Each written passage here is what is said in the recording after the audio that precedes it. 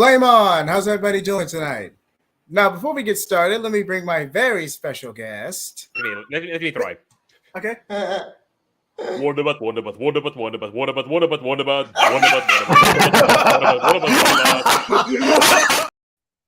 I regret nothing. Wow. Oh, I'll make you regret that, dude. Oh, let the war begin. But okay. Sorry, this one ended up getting a little delayed last minute. God, I wish you were on camera for that. But neither here or there. There'll be other opportunities. But let me just go ahead and get this out the way first. Shout out to EVS. I hope he makes a very solid and straight recovery. I recently found out he was hospitalized, so I wish him and his family the best. Let's just go ahead and get that out of the way right now. Yep. Hey, I just had pizza myself. Small world. Wait. But with that being said, Santa Maria, this run. All right. So here's the thing. This was I think the second or so series of trades I picked up after I first got really into comics during the New 52. And the thing is, I remember reading it and thinking, oh, this isn't really that bad. It's kind of cool. Then I found out what the Teen Titans actually are, and then I was like, oh, this is horrible. Yeah, I think that the banner speaks for itself. I'm just going to be real here. The banner speaks for it's itself. All cringe.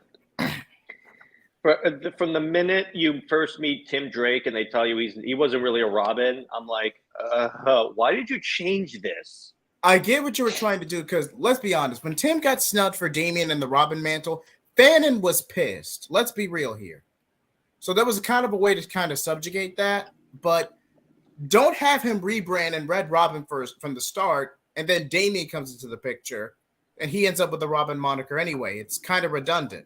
It makes no sense. Well, and again, Batman having 5 Robins is also redundant. They did do something decent with Stephanie Brown and Cassandra Cain in Batman Eternal and Batman and Robin Eternal, respectfully. I will give them that. That was cool. That was cool. Yeah, but that's a much better story, unlike this one. I have nothing against. The sad part is that I like a lot of Scott Lobdell's writing. It's just for some reason he didn't do well with this one. This one was definitely a stinker. I'm just going to be real here. This one was definitely a stinker. But before we get to the new direction section and how we could potentially fix this, let's just go ahead and do a brief summation. Tim Drake kind of striking on his own, rebelling against Batman. I don't know sure this far in the New 52, Damian was already established, but it's implied that he is. But Tim starts striking out on his own. Depending on when the first issue of Batman takes place, because they established that Damian is with Bruce in the very first issue of the Scott Snyder run. Yeah, they do. And Batman Inc. technically carried over into the New 52. So most of the Bat family was salvaged, but that's a separate stream for a different day. But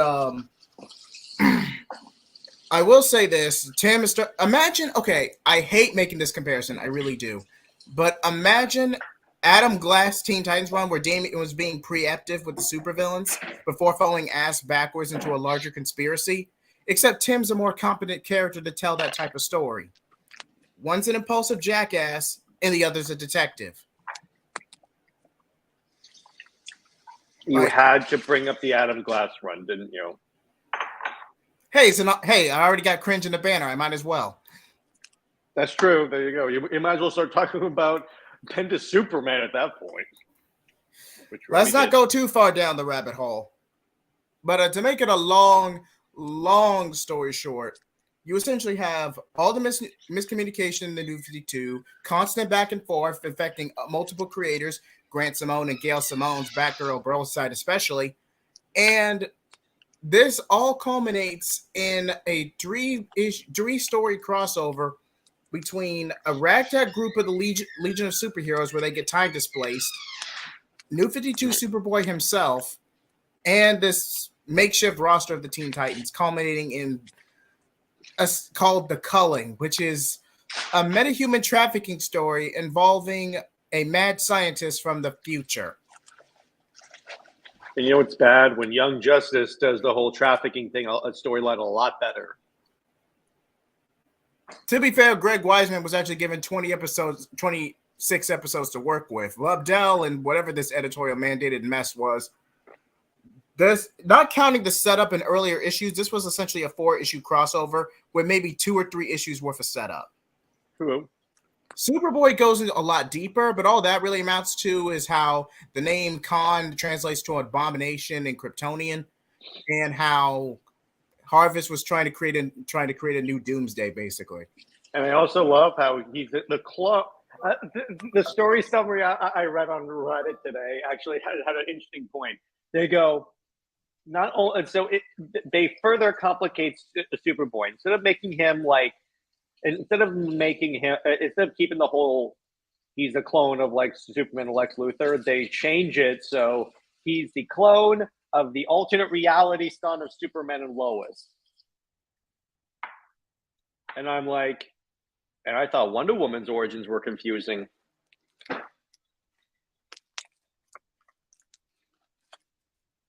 that's just me.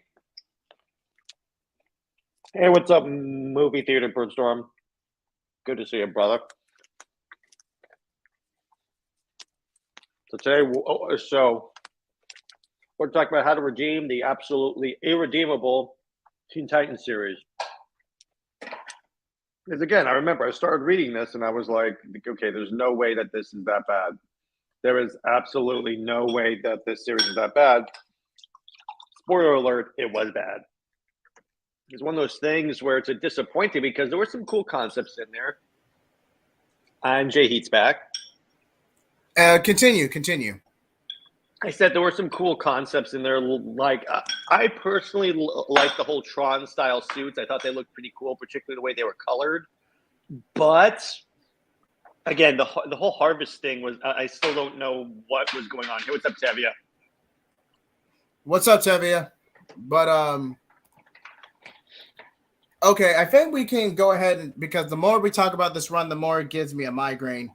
So if we had to fix this, God, this was not an easy one to research. I drew Superman Tom McFarlane art style, planning to learn from him. Oh, definitely. Tom McFarlane is a great template. Oh, yes, sweet. Great template to work from. But where was I? Oh, yes. Good to see you guys. What's up? Okay, so if you are gonna have, for better or for worse, the Culling storyline, God, this is not going to be easy for me. Okay. I might actually. This is probably the first time I've actively cringed live, but Jesus, because there was a lot of Young Justice synergy going to this run. Because Artemis, the DC original character Artemis for the show, did get a debut during this storyline. But wasn't she only around for like an issue or two? About 3. Then she was killed off, and then later they gave her the Stephanie Brown treatment, basically. They canonized her, killed her off for the sake of impact, and then in the later story brought her back to where she was essentially in Africa for the duration. And if you don't know what I mean by the Stephanie Brown treatment, check out War Games. A much better story than this one. And basically, hey, what's up, Claudia? Basically, the way I thought we could do this, not do the culling, just skip it. Because honestly, I think that whole thing is like irredeemable at that point. Fair enough. But I will add one distinction. Instead of Artemis, have McGann to where, as a favor to Batman, she's infiltrating Harvest's organization. There you go. That works. And how Tim is frustrated. Like, he put in all this resource. He put this ragtag super team together to combat this meta trafficking ring. And here comes Batman sending an active agent, Martian Manhunter's niece, to sabotage. I'm like, you completely undermined my investigation. What the hell? You fell ass back. Real quick. Tevia, Batman War Games was not that bad. It's flawed, but it was not that bad. But it's not bad at all. Yeah, but I'm just saying, get rid of the culling because it's not really that important to the Teen Titans series. It's really not. It's really not, for all intents and purposes. New Direction Young Justice could be interesting. That includes if you're just using New 52 as a base of inspiration. To an extent, but I'm also taking like other eras as well. but we'll discuss that later on. Do we keep the same team lineup? Relatively, but we're essentially gonna put a little Scion spin on it. We'll get there. Can we change it so Kid Flash is not a terrorist? I mean, I would change Bartor because how that was revealed. I'm like, I get what you were trying to do, essentially trying to make your own teenage Booster Gold, but that was taking it a little too far. At least Booster was not a terrorist. That's the other thing that I'm really like, what the heck were they thinking? A screw up, a con artist. Booster Gold is a lot of things, but a terrorist he is not. But unless we're counting him being a bit of a twat, but that's a separate conversation. And Tevye, the point of this is that we're taking the lineup from the new 52 Teen Titans and like changing it. So remember, Wally is not on this team yet. Not to mention, Wally's on JLA. So after being timed in our universe, yeah, he's on JLA. So Artemis in the New Direction verse still remains a secret agent. That remains completely the same. McGann just takes her form to help it get into pretty much helping the investigation. So the Justice League help out. Harvest is far reduced as a threat, and you even get some new heroes joining the team like Thunder and Lightning. But so this leads to Tim being pissed off, and how you do realize you were fundamentally in over your head, right? And I'm like, someone had to clean up your mess. I could just see a back and forth between Tim and Damian here. I can't really word it right, but I could definitely see Damian being a bit of a narc and just completely trolling. Because he's Tim. Damian, and he would be like that. Again, this is very early on in Wally's arc, Tevye. And Tevye, they're not in the universe yet. They come in later, but they're not here yet. Yeah, not here yet. But as for the Ravagers, they're okay. The Ravagers were basically Stormwatch characters who were made antagonists for this run. Some of them you can keep, some of them you can remove, but it really makes no difference on the story either way. Yeah, you could. But with that being said, so now after Tim Drake fundamentally screwed up, and how the Justice League had to literally swoop in to salvage the situation, where do these Titans go from here? I'd imagine they're doing a lot of minor stuff because it's like, I'd imagine, here's the thing. I'd imagine that after a monumental screw up, this team would be like under the direct supervision of the JLA as the JL. I keep forgetting those are two separate teams in this universe of the JL, because they're like, we can't trust you to be unsupervised at this point. Now, was Tim's investigation decent? Yeah, he was actually, but he escalated the battle and gave Harvest time to retaliate against him. Mm-hmm. And he had the entire Black Site organization Nowhere, which was basically New 52's version of Cadmus.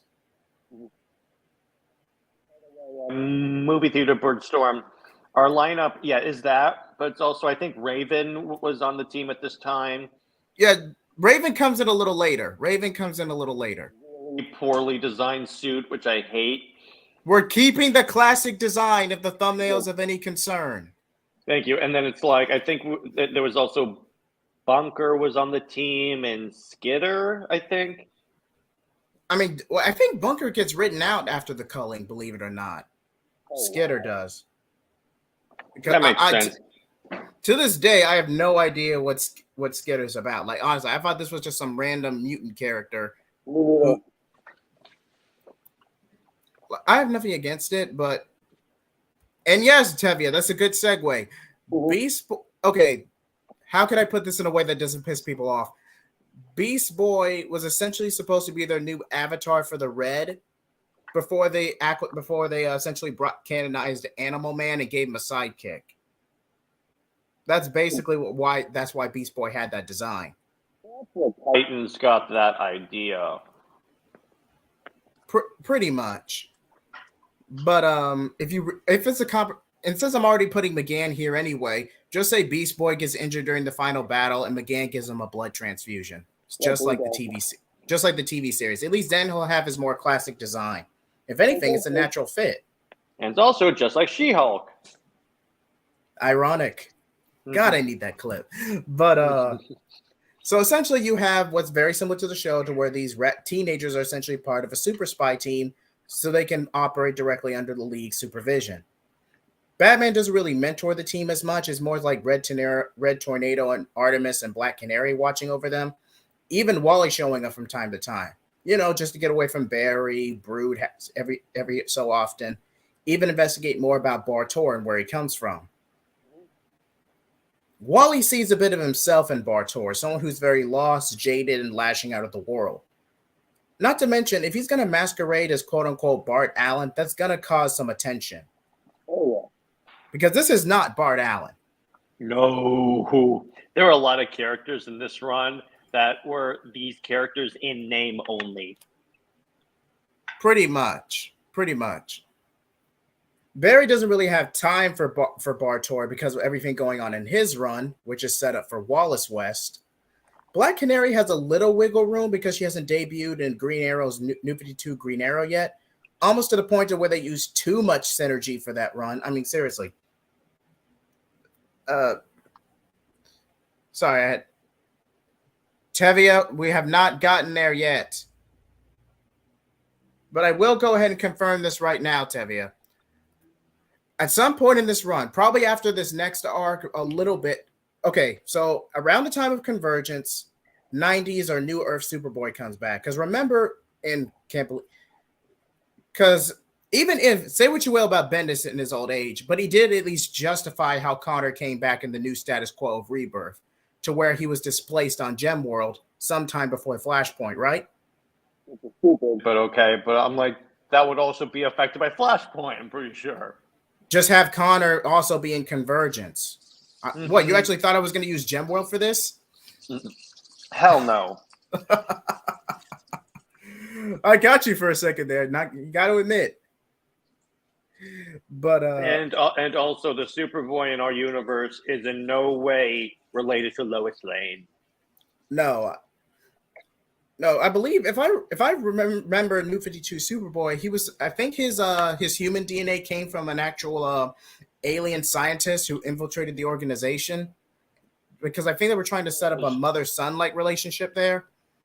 Was at least I think in this series, he was the clone of an alternate reality son of Superman and Lois,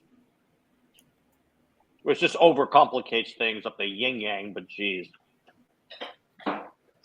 Since we're already playing with doppelganger interactions such as Superman and Scion, and we kind of have a similar thing here with Superboy and Connor, let's just keep it simple.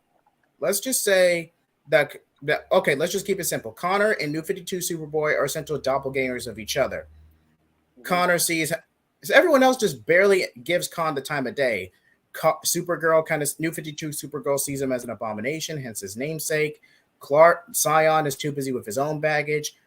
New 52 Clark is kind of adjusting to the world around him. So Connor wants to repay the kindness that Clark gave him, even though in the TV show, Clark kind of resented Connor in season 1 due to nemesis mentality. But that's neither here or there. That was the other part of the show that really annoyed me, was that whole interaction. Because I'm like, would Superman really do that?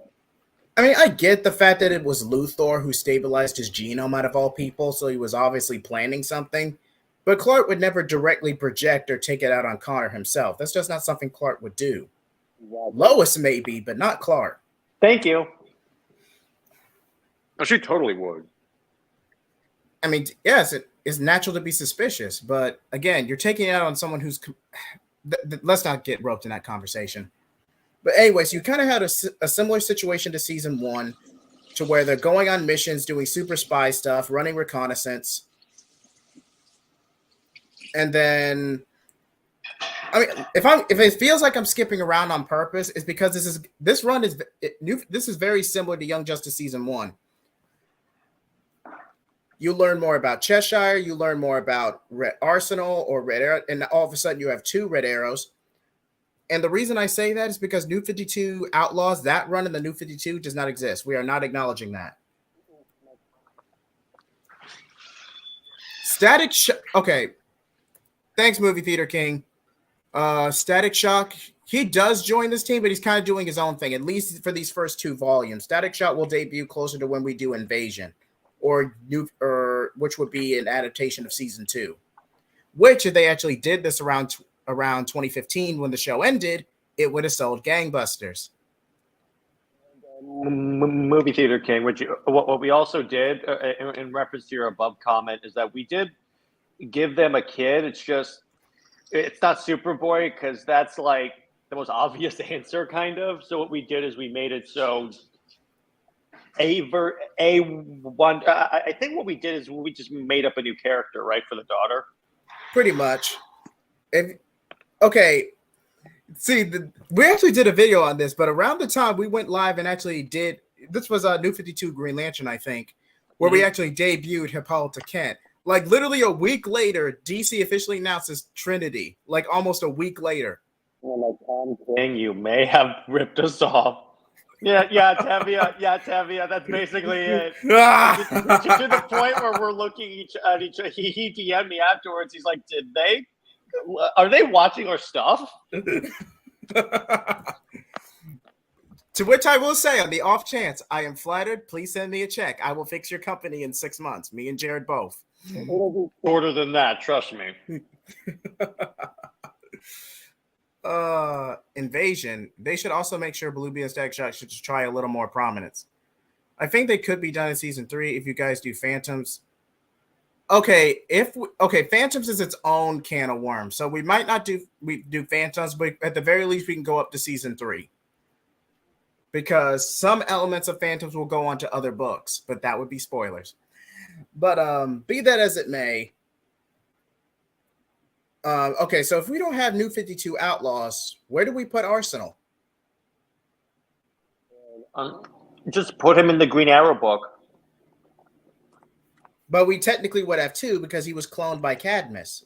One is the clone, and the other is the original, who was in a test tube for years. Oh, geez, I forgot the New 52's basic emphasis on cloning. Oh, geez, this is so dumb. I would actually just put the original one with Green Arrow, and we could probably.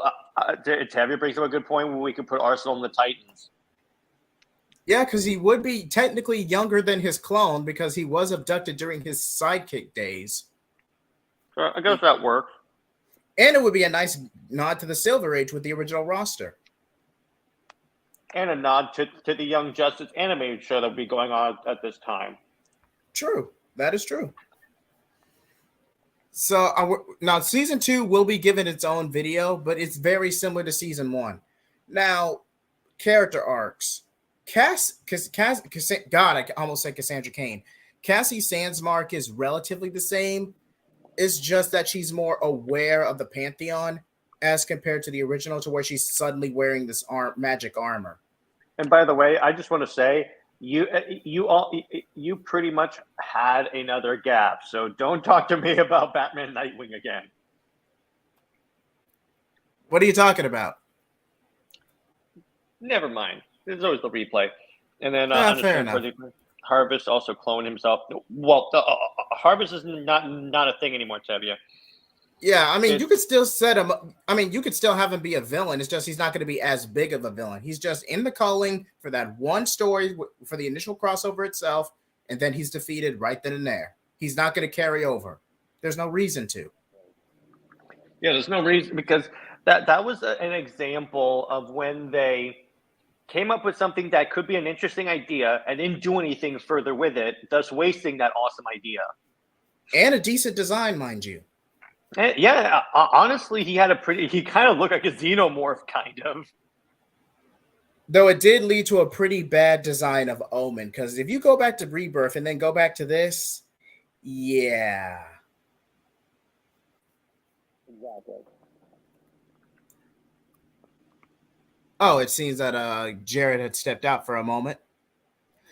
I would suggest Phantoms be about metas again, but this team, people from season 2 get more prominence. They could be the ones trying to find the metas. Maybe include Violet in this. Wait, Violet. Are we talking about? Oh. Okay, question. How do you deal with the new 52 connection to Trigon? Hold on, Jared, can you hear me? Yes, I can. Oh. Okay. Must have been a brief lag. But Okay, good. Okay. Should have Wonder. Wait. I think he means had a Raven. connection. Yeah, because I was about to say Wonder Girl had a connection to Trigon. That'd be cool, but I'm like, what? Okay. So this is where it gets a little weird. Because one of the best adaptations of essentially Trigon would okay, I really don't want to go down this rabbit hole. I really don't. But if you're actually going to tell Do it. Remember the Camu Justice League versus Teen Titans? Yes. So basically that movie, just no Robin Raven subplot. Completely cut that out.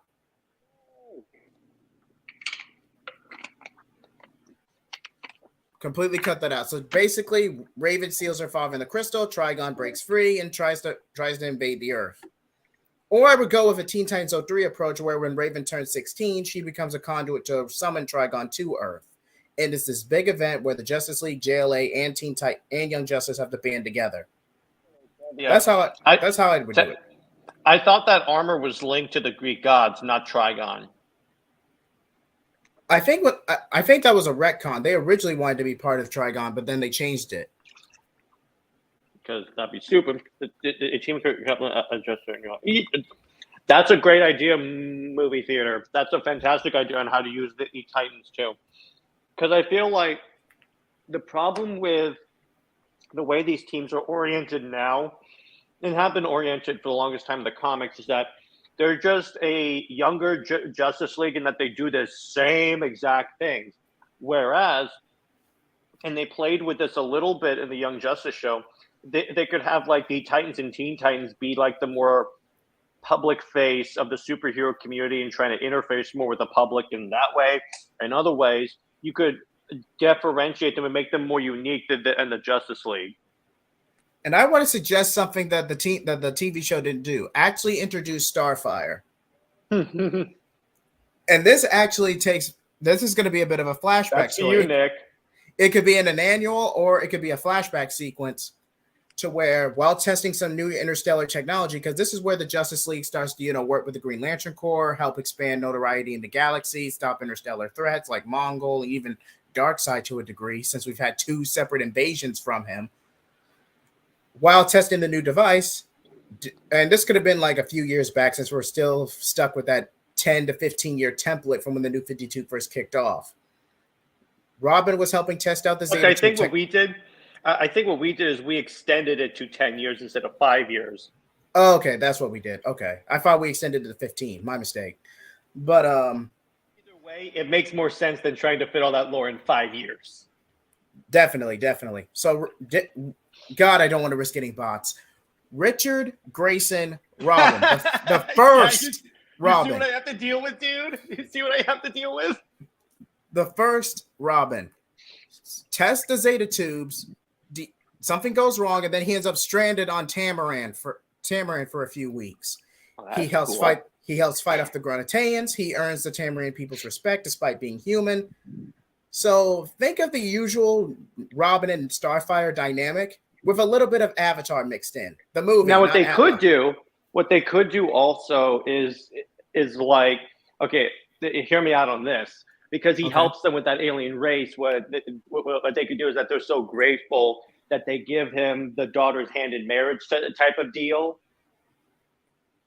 That is true, because remember, Starfire was supposed to be arranged to Prince Cass around this time. Yeah, and then as a thank you gift, essentially. I'm doing air quotes because I feel kind of slimy saying gift. But what they essentially do is they say you can have our daughter's hand in marriage that way. Yeah, because this is a warrior culture and they acknowledge strength. I see where you're going with this. Prince Cass already has... He has no abilities, too, so he's even more of a warrior than Prince Cass, or whatever his name is. Yeah, but Prince Cass, in typical aristocrat fashion, tries to pick a dogfight with Grayson, which we both know is a bad idea. But Grayson ultimately wants to fight him anyway, since he's got nothing better to do until the Justice League finds him. Cass puts up a bit of a good fight, but we both know Robin's going to win. This is Richard Grayson, by the way, who was trained by Batman. And mind you, this is Richard Grayson Robin, not Tim Drake. This is Richard Grayson Robin. I keep saying Richard Grayson for good reason. So after a long fought battle, Richard ultimately wins, but he still has a responsibility to the people on Earth as a hero and as a person, because this was still during Batman's very dark and brooding aspect of his career. The Bat family wasn't fully formed at the time this flashback takes place. So Corey does respect Robin's wishes, and the Tamaranians help him get back to Earth and team up with the Green Lantern Corps. But what Star doesn't tell him is that, let's just say, Richard and Corey had too much of a good time. Oh boy, that's never good. But that will be saved for another video. Slowly start introducing the idea of the Legion in season 4. Mm-hmm. That could work. Yeah, definitely. Speaking of the New 52 Teen Titans, this reminds me, how do you deal with a terrible death in the family? If you want to tell a story, okay. Them finding out about Bartor doing something shady in his past. One, when Bartor crosses over to the present, he has temporal amnesia, so he doesn't remember a lot of it. So that's easier to tackle. As for a story where the Titans break up, we already resolved that by rebranding them as Young Justice. They have a bit of a spat after the events of the culling. The League reins them in, and they become Young Justice. They're a little bit annoyed about having to have the older heroes babysit them, but other than that, they learn to trust each other and be a better unit. Bartor will get his own separate arc in Invasion, but other than that, not too much deviates here. Mm-hmm. I'm not really the biggest fan of shipping, so I'm not really going to go into a whole lot of detail. Sure, you're not really a big fan of shipping. Wow. I heckle. Okay, since you want to play that game. Let me try. Okay. Wonderbot.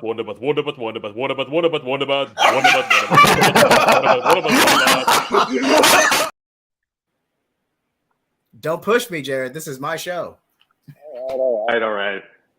But in all fairness, I am not as much as I heckle Jared in good fun, by the way, in very much good fun, no hard feelings. No, very good. I'm not the biggest fan of shipping. If it works for the story, great. If it's a little forced, I'm going to bring it up. I'm not the biggest fan of shipping. Why? A lot of times in the shipper community, it's less on actual logic and the story and more on if two characters look at each other practically as people go, oh, they're in love. And I'm like, no.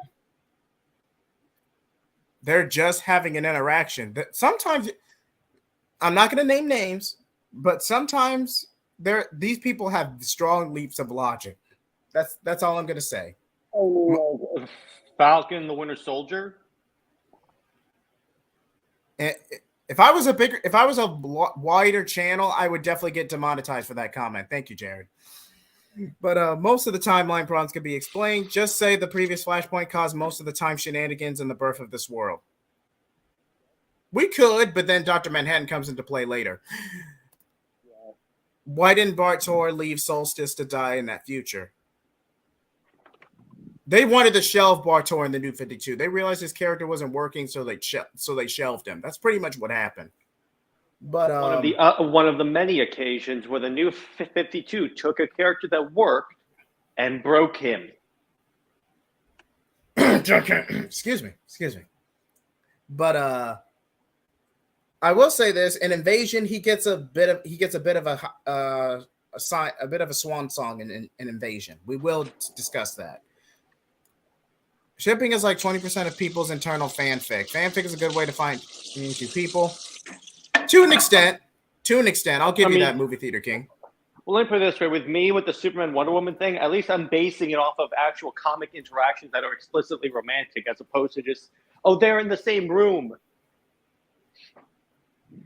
And I've actually read New 52, Superman and Wonder Woman. I gotta call a spade a spade. They made it really easy on that. So I'm just saying, I'm going off of what's actually in the material. That's the problem with a lot of the shipping community, is that they don't go off of what's in the book, just what's in their head. And oftentimes what's in their head conflicts with what's in the book. It happens. It's a part of the genre, but it happens. But since we're going with this, how do you feel about the Young Justice show and the whole super Martian aspect? How did you feel about that? Agree. I liked it because it echoed a lot of the New 52 Superman and Wonder Woman like themes. And what I mean by that is that they're both outsiders. They both kind of feel like they have to isolate each other. And the thing about it is she helps him come out of his shell. Because if you notice with Connor, when he first shows up, he's a bit of an a-hole. And then she helps him like open up his shell and become more of a regular person. So in terms of that, I really, really, really like that component of Young Justice. And I'm really glad that they actually went the extra mile to marry them. But there's also, and this could have just been pure conflict, but there's also the aspect that began, at least in the show's version. I'm not saying it's going to carry over a New Direction verse, but the show's version, she had some vanity issues. Let's be real. She had some vanity issues. And the fact that she literally probed this man's mind just to get out of an argument they had. Yeah. But the thing is that they at least had more, she had some redemption. So it wasn't like, it wasn't I'm trying to figure out the right way to say this. It wasn't like they left it at that, if that makes sense. They gave her an opportunity to for redemption.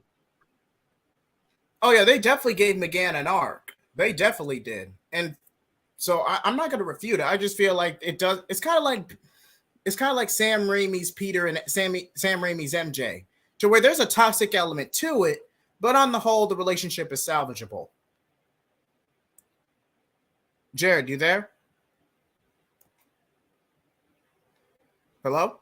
Okay, sorry, I'm back. That is literally the worst depiction of the Spider-Man and Mary Jane relationship I have ever seen. Don't get me. No, it's real. It's realistic. It's not about you. It's about me. Just gotta change my camera. All right, I am back in the office. All right. Nice. Yeah, but that's my issue. I'm like, that is like the worst depiction of this relationship I've ever seen. Okay, but okay. As much as you want to see, at least when you watch the movie the first time, Peter ultimately get the girl. As you go back through the films as an adult, this girl is toxic as hell. No, I'm like, do I really want it? No, because she emotionally manipulates him, and then like makes out with his best friend. That's not a healthy relationship.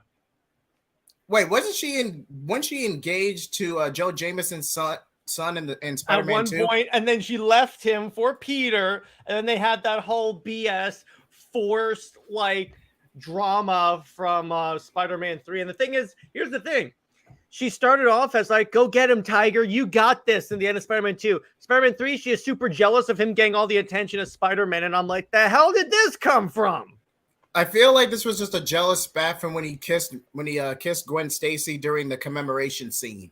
It was a publicity stunt gone horribly wrong. Which I hated how that series also tried to push Gwen Stacy, knowing that they're not gonna that they weren't going to like do anything with it. And I hated how they teased the death of Gwen Stacy when she falls from the building, and they didn't have the balls to go through with it.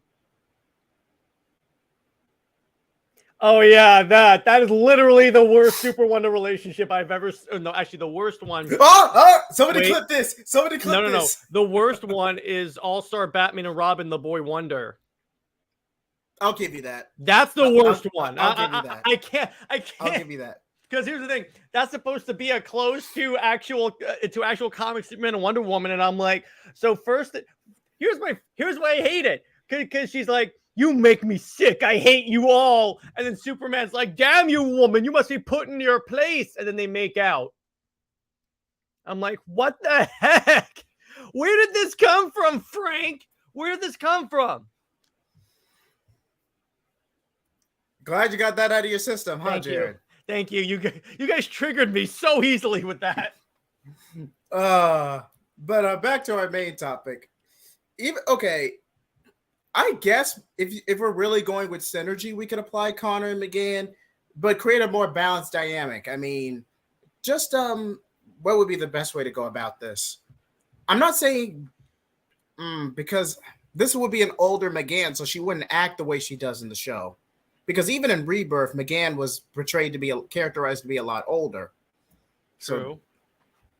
So this would be somewhat difficult because you have an older Connor who was essentially in another dimension, who was essentially in Convergence, and the world was remade without him. So it's very similar to what we have in canon comics. It's very similar to what we have now, just without any of that one Bendis Gen World nonsense. So we're in a very nonsense perfectly describes anything Bendis touched at DC. It is nonsense. I guess we could go the slow burn angle, but ultimately they would get together by the end of the run. What they could even just do, have it take us about as much time as it did for Superman and Wonder Woman, and that was about 12 issues of Justice League before they actually at least kissed, and then it was like another 3 or 4 issues until they actually went on that first date. So it would be about, let's say, 16 issues. You could still like put in some flirting and some undertones, but don't have them actually get to be a couple until later on the series. And technically, Tevia, Naomi is a tribute character. Just put her on either this version of the Young Justice if it gets a new book or new run, or put her on Teen Titans. My problem with Naomi, it's not anything to do with the character, because I like how she was a tribute to Dwayne. I love that. My issue is and this is my issue with everything Bendis does in comics, going back to Marvel. When he creates a character, he has to put them on all the prominent teams, even when it makes no sense. Like Naomi would have made more sense on Young Justice and Justice League. And what's kind of funny, when he was writing Young Justice, she was on apparently, correct me if I'm wrong, she was in Young Justice and Justice League at the same time. I don't understand that. Oh yeah, wait. It's because he didn't have. She was on Young Justice at first, and then when he left Superman and got Justice League as a pity series, they gave him. He brought Naomi over, which still makes no sense. And as for your comment, Movie Theater King, Casual Comics made a great video about this. Martian Manhunter was allegedly a Supergirl clone in the beginning before she was retconned to be Martian Manhunter's niece.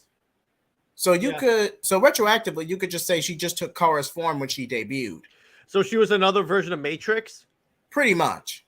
I see. That's how she started out as before they retconned her to be John Jones's niece. And by the way, Tevia, to go off of what's about Bendis Justice League run, I have 3 issues of that run that I haven't read yet. They're all the issue 1, just Zack Snyder's Justice League variant covers. That's the only reason why I bought them.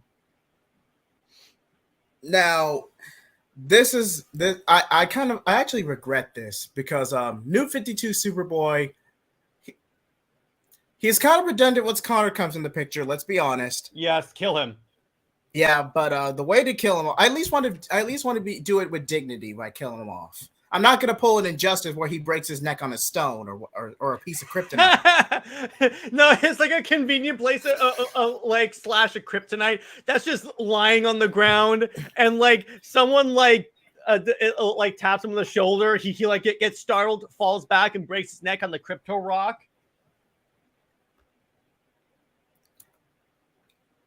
Yeah, the Omniverse idea was scrapped for a reason, Movie Theater King. That's all I'm going to say on that. Yeah, because even if this was not the intended definition of everything matters, to the majority of comic book readers and people trying to get into comic books, the whole Omniverse and everything matters was taken as literally everything is canon to the Prime Earth. And what that leads to is questions like, how can all of Wonder Woman's origins be canon?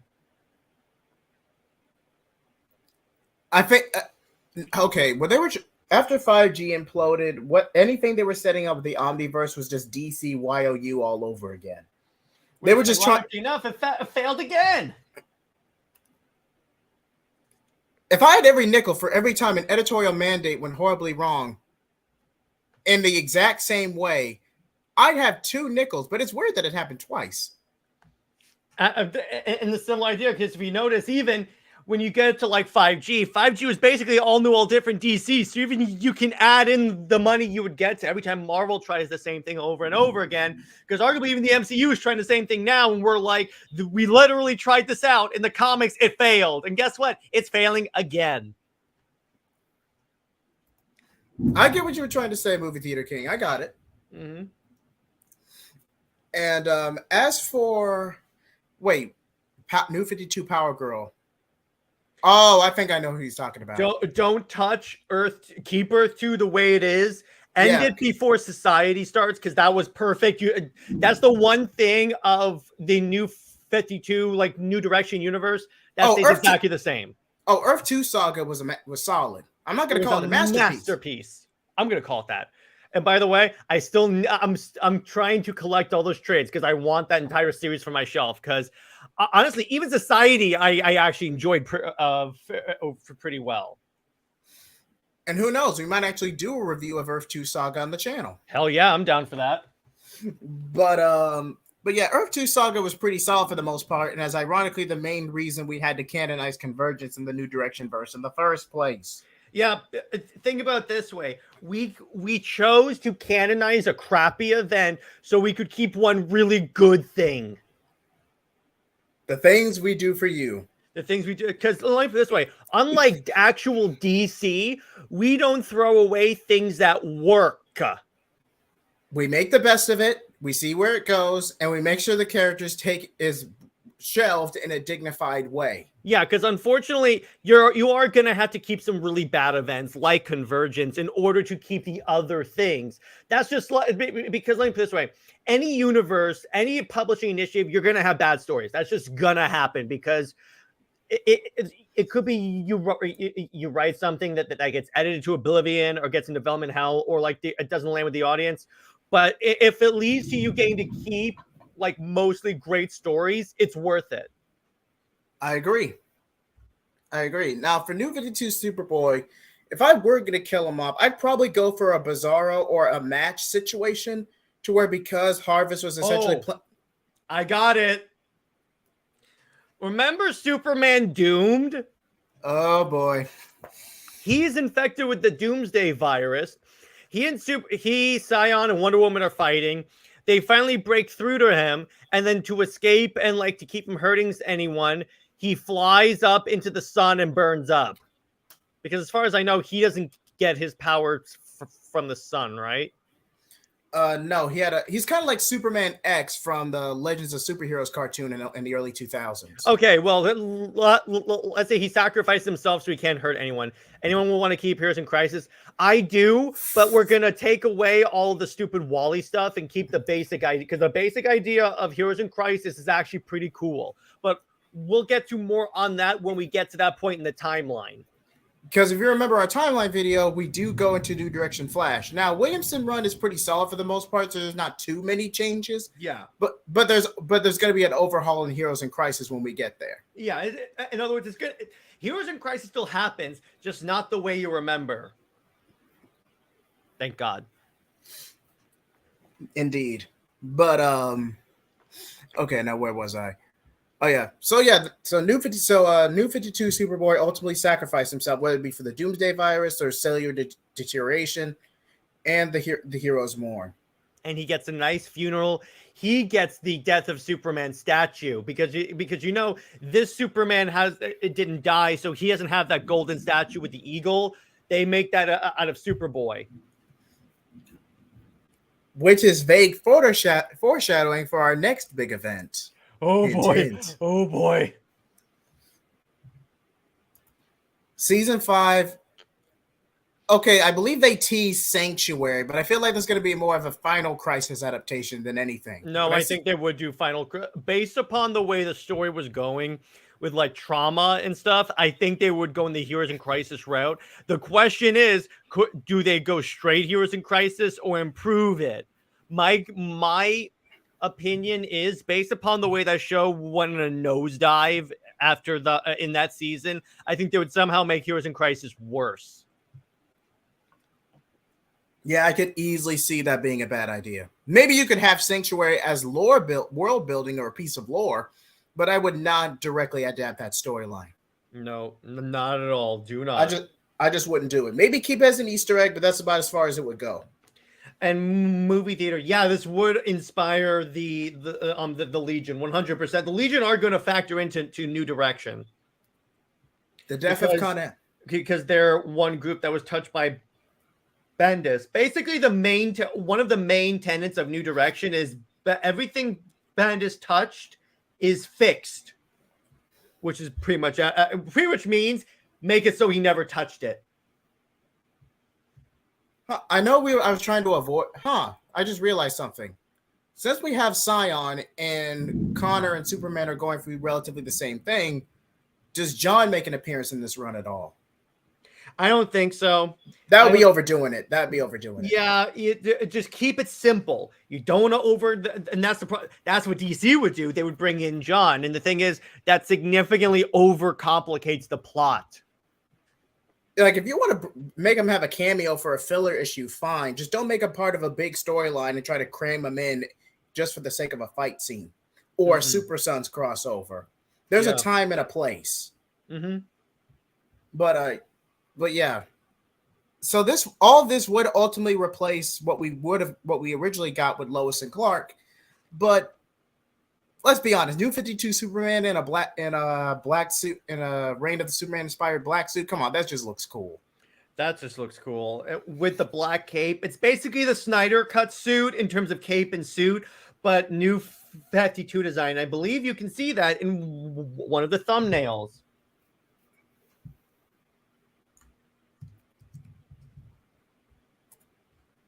Damien, no.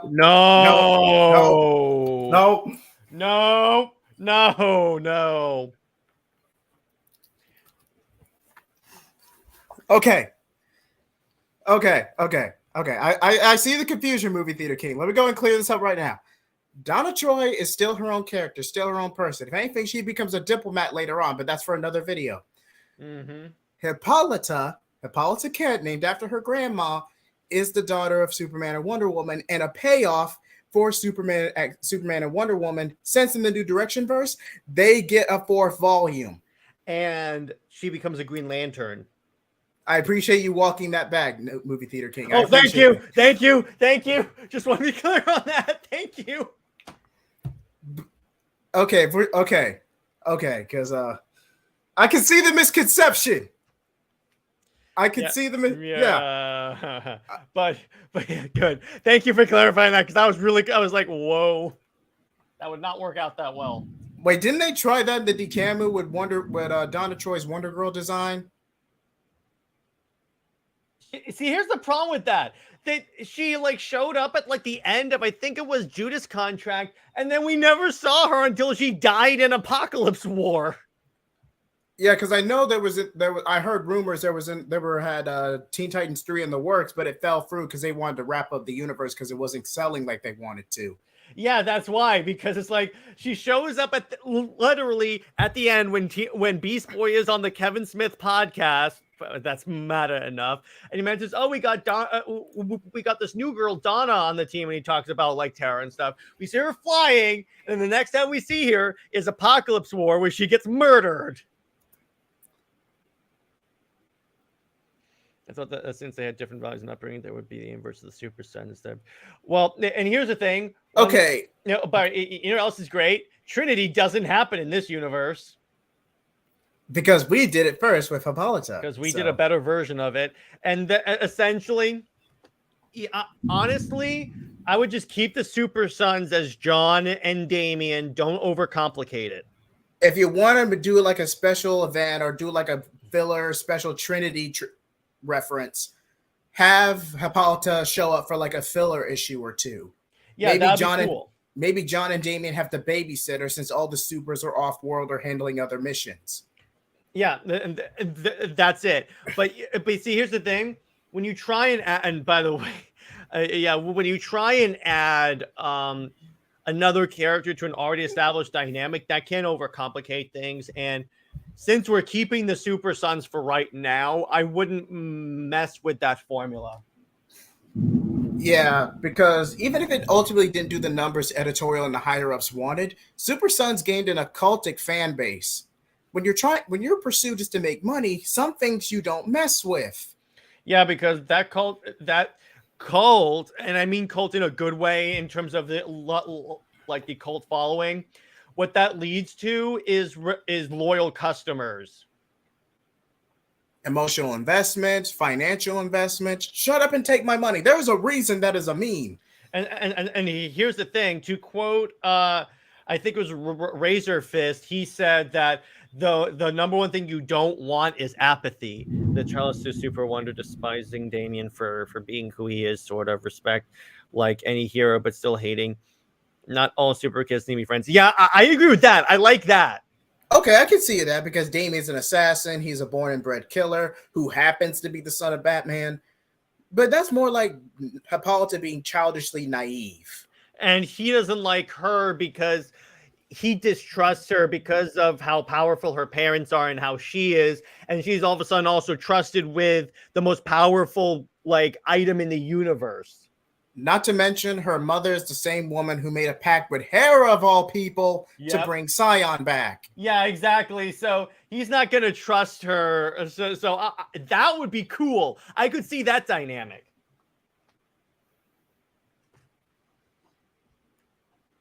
And let's just say she goes through a bit of a growth spurt after leaving the Green Lantern Corps. Mm-hmm. Jared knows what I'm talking about. Oh, yeah. Okay, I appreciate that. Okay, thank you for clearing that up, Movie Theater King. I did not mean to throw shade at you. But you had us going in a completely different direction a few minutes ago. Jesus. Because I could easily see it with these people. To clarify this, hang on one second. The son in the New Direction verse, the daughter of Superman and Wonder Woman is not Donna Troy. We left her on her own and then created an entirely new character. So yes, you still have Donna Troy or Troya or whoever, however you want to call her. Donna Troy is still effectively the same. She becomes pretty much what she was in Young Justice, i.e. the diplomatic representative of the Amazons to the UN. Would we add Yara Flor later on, or is that a little later on, 100%. Again, keeping what works, and she worked. She even got greenlit for a series. It ended up falling through, but she would have gotten a CW series. This might be a good idea for a New Direction. The Wonder Girls. We'll work on that title. But that's the concept. I give it. Yeah, I'm not putting down the idea. It's interesting. Mm-hmm.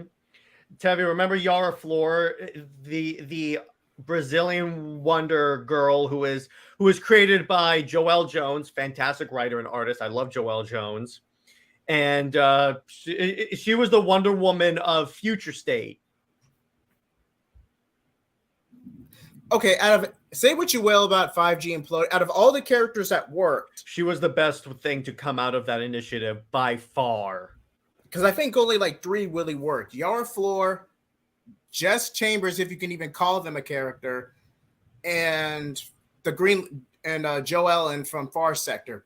The problem with Joe Ellen is that she doesn't work because isn't her origin she inherited a Green Lantern ring? That doesn't work. Okay, I could realize how you would think that. We are not forcibly aging her up. No age ups. No age ups. We are not going to bend this. No. No, that's not what we're referring to at all. But because all I was saying, I need to clear this up. Please do. Okay, I need to clear this up. Because she's with the Green Lantern Corps, and so much goes on with both New Direction, then the transition to Rebirth, then Death Metals. She matures, and so much time passes, she gets a growth spurt. She's not aged up, she just gets older. She gets a growth spurt. And I believe Jay Heat and I agreed that from New 52 to Rebirth, there is a time jump. No Teen Lantern whatsoever. No Teen Lantern whatsoever. I do not see the point of that character. You don't hack the Green Lantern energy. You don't do that. I'm sorry. If you needed a placeholder for your Young Justice roster, just get one of the off-world Green Lanterns, like Or why does there have to be a Green Lantern on the Young Justice? Because I really think Bendis was trying to play into the whole mini Justice League aspect, which even was in Peter David's run, but it wasn't on the nose. This would be too on the nose. At least I think this would be too on the nose. I don't know about you. Fair enough. And we kind of already have that with Hippolyta being trained by Jessica Cruz and the Green Lantern Corps anyway. So, and by the way, yes, that is a good opportunity for Jessica Cruz book, because for those that know Jessica Cruz, you know that she is like afraid of everything, and all of a sudden she's put in charge of training a fellow Green Lantern. That is huge. And huge opportunity for character growth. Yes. And to show people that she is a fantastic Green Lantern. Which she is. But as far as everything, now Invasion or adapting season 2, that would be where more static Jaime Reyes and Bartor's arcs come into play. Yes. Because Jaime actively plays a role in season 2. But since Young Justice and Teen Titans are very similar teams, we might as well give them a little peek of Teen Titans. Yes, we do. Oh, who is the artist, by the way? You mean which artist would we put on this book? Like, make the team more original. Yes, exactly. That's Definitely what I want. Make them a lot more original, because, again, going back to what I said earlier about them being a rip off of the Justice League, you have to do more to make them more unique from the Justice League. Because if I want to read a mini Justice League book, I'll read the freaking Justice League. Or at the very least, Justice Society or JLA. There are other. Either of those. There's like 3 JL books in this universe. But okay, who would be a good artist? Now for Teen Titans, I will say this: Brett Booth actually did some pretty dope images in the new 52 Teen Titans book.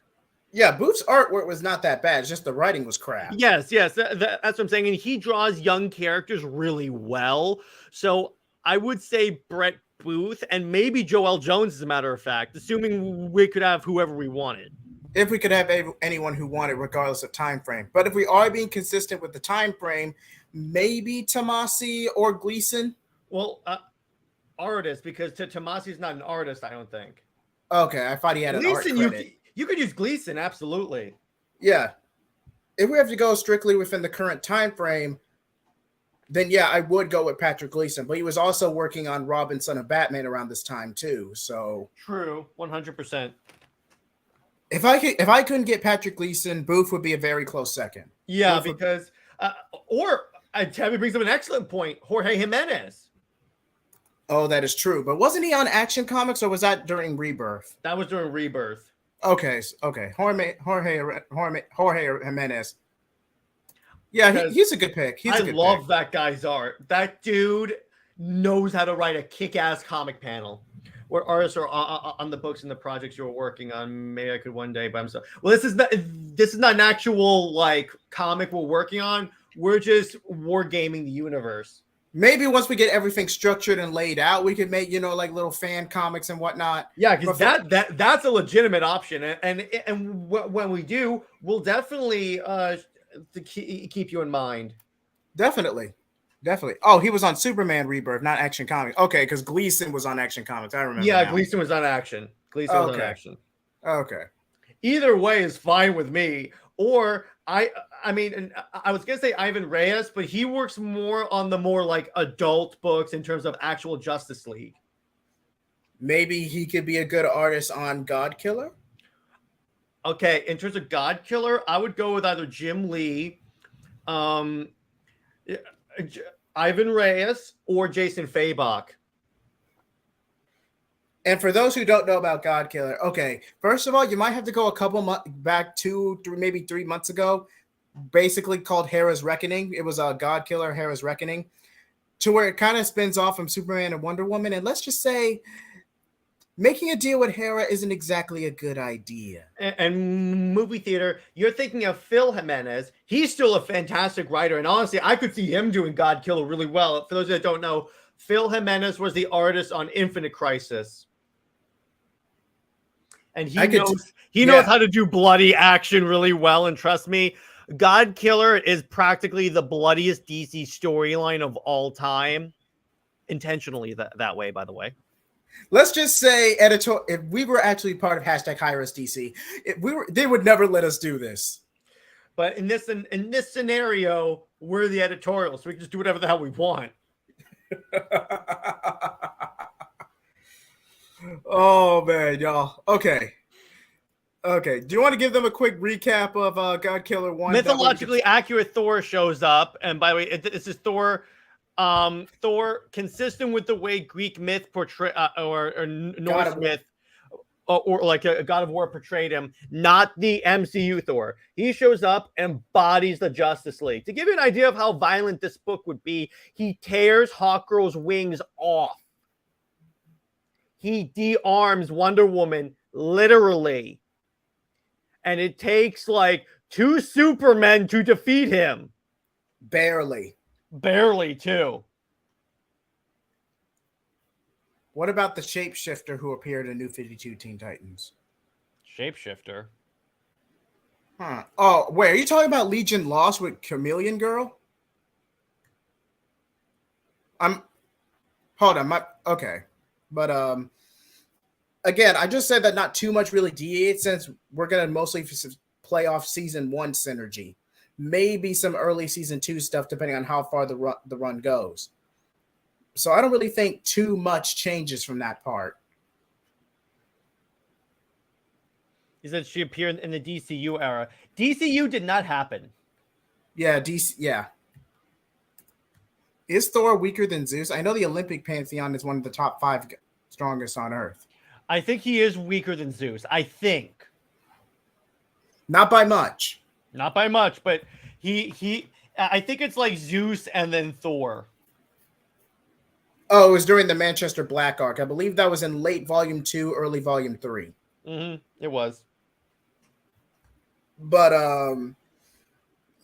I just don't want to go into too many details because when we do God Killer 2, oh boy. Oh boy. We're going to make it a whole event. And if you remember, now we cannot do all the tie-ins. I know this is going to break poor Tevia's heart, but we cannot cover all the tie-ins. The tie-ins are going to get their own separate videos, but the main story is it's just too much we have to cover. I cannot squeeze the time. Trust me, you're going to want to cover it.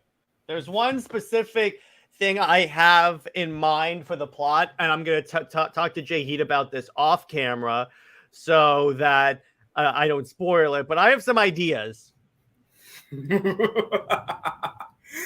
Tevia, you remember the timeline video. I pretty much showed you at least 2 of what the tie-ins would be. They would get their own videos. I just can't talk about them in the main video itself. Yeah, because trust me, a lot's going to happen in that video, and we don't want a 3-hour-long video, dude. This isn't the Snyder Cut. Come on, let's be practical. Although if I was in charge of that, it would be dope. It would have actually come out in 2017. But studio interference aside, how would you rate as it is compared to what we've pitched so far? The Lobdell run. It's way better. It's way better because I got news for you. We got rid of all the Lobdell BS and just went with what works. And that's the thing about the new direction verse and why this is superior to the DC universe. This is intended to be something that everyone likes in the DC universe. Granted, here's the thing. You're never going to make everyone happy. You just can't do that, particularly in the comic book community. But this is the attempt to reach out and tell everyone you have a place in the DC universe. Make sure you guys write female characters good, man. Oh, trust me, we are going to treat these characters with respect. No one's going to be a girl boss. Everyone's going to be treated with respect. That's what's important. Tevia asked, what about Soul Stance? I have no idea who that is. Is she the one that kind of looks like a cloud? Hold on. That's secret, by the way. But okay. New direction versus should make every character good for their purpose and their audience. Yes, exactly. That's 100% what this is. This is essentially saying this is what the DC universe should be. Because she got screwed in New 52 Teen Titans. I would have to go back because I believe that's in a later volume. Yeah. Yeah, but I would have to go back. But didn't you say you would do a video on how the comic industry is hurting female characters? I thought I did. Did I? If not, that'll be this weekend's upcoming Under Two Capes episode. I think that's a good idea. Yeah. So in other words, that's going to be the Under Two Capes episode for this week. I think, if you don't mind me claiming that, Jay Heat. Go ahead. And if you guys want, we may actually make it a live stream if you guys would be interested in that. So you guys can interact with us as we do the work. Yeah, just let us know in the comments. Yeah, 100%. I'm fine either way. Same. Solstice actually appeared in the beginning of the teen time. Yeah, I would see. Here's the thing: I would keep the team to the characters that people recognize beyond the run. Like, don't put in Soul Stance or anything like that, because what we're doing, we're repairing damage, so we have to put in the characters that people recognize and care about. I'm literally the only guy who liked this video first. I would also like to join the panel comic. I also would like to join the panel comics league. Maybe in the next episode, dude. Maybe. Mm-hmm. But yeah, maybe you can have obscure characters, but don't try to make it too complicated. That's all I'm gonna say. Excuse me. Yeah. Okay, I see what you mean. Oh yeah, sure. Sure. Just let us know. But yeah, DM me on Twitter, and my Twitter is right there with the headlines, and then we can add you on there. But yeah, definitely making Young Justice more like the show, to where they're a reconnaissance team, would actually allow them to break out of the shadow that is the Teen Titans. And be more of like that public relations arm of the superhero community, like they did in Young Justice. Because I always felt that the way they did Young Justice in the show was really, really, really cool, and a great way to separate them from the Justice League and make them not like redundant. But since we've already established that flashback, when does Starfire come back to Earth?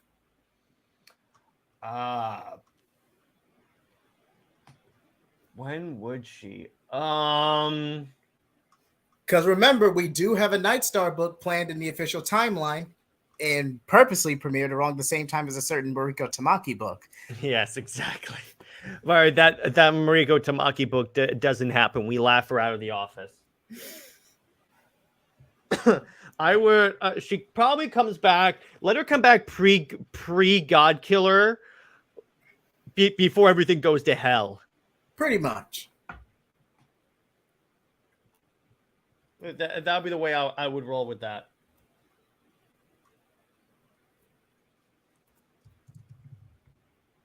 Okay, what else? Okay, we covered New 52 Superboy. Now, Legion Lost, since it did play a role in this run, at least in one of the crossovers, Legion Lost is fine. Like, they do what they're supposed to do, and they get canceled after 16 issues. But I don't really think nothing really changes with Legion Lost, because that's because we're not at the point when Bendis comes on the book, and then we have to fix it. Yeah, so I think for the most part, we can leave Legion Lost alone. Yeah. But please let us know how you feel in the comments. Culling is what he means. Okay. But yeah, I think this is a good place to call it. Thank you everyone who participated, who checked us out. But before we wrap up, thank you anytime, man. But before we wrap up, Jared, what you got coming up on the channel? Where can people find you? All right. So in terms of, I'm editing a video that's the first episode of Super Wonder Legacy, and I'm editing that. It's a great episode where Britt and I talk about DC's editorial mistakes around the New 52. And in terms of actual like content, I have the Avatar rewatch and Justice League rewatch with Nick. The Avatar one's gonna be on his channel. The Justice League's gonna be on mine. Indie Wednesday, I'm talking about the about 2100 Samurai issue 3. Thursday, I have a pretty big collab. It'll be revealed at the end of tomorrow's video. I don't want to do it yet because it's I want to have a big reveal. So that's what's gonna happen. It's gonna be Thursday at 4 live. I'll reveal tomorrow via Twitter and community post who the collab is going to be, and then Friday, like I said to Movie Theater Birdstorm, it's going to be on the why the current comic book industry is ruining female characters. And for movie night, Karate Kid Part 2. And that's all I got. Indeed. You guys are an inspiration, like Ripa in some cases. Definitely. Thank you. Thank you. But I highly recommend this. I used to say this multiple times, hashtag please go indie, to where do your own thing. Don't settle for the scraps of the New 52. Actually apply your craft. Learn from the experience. And maybe one day, or as you improve yourself, you can gain an audience and then pull yourself forward. Don't just go on social media platforms and just badmouth every chance you get. Actually be proactive and do something about it. Yeah. You never know where it'll lead. But as for me, again, I have Fast X, which I recently did a collab with my brother Kid Takeoff, reliving the Fast and the Furious franchise on his channel. So you talked about family with family. I walked right into that, didn't I? There you go. You set me up so well for that. But Tevia, we did the timeline video where we strictly mentioned Future's end does not happen. Or at the very least, if it does end up happening, it would be a self-contained Elseworld story. But where was I? Okay, the Sword Tour playthroughs will still be up on the channel. And I will give more information and updates over the course of the week. And be on the lookout, hopefully before the end of this month, God Killer 2. Hell yes.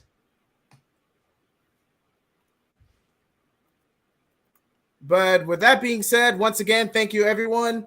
And before we go... Let me try. Okay. Wonderbot.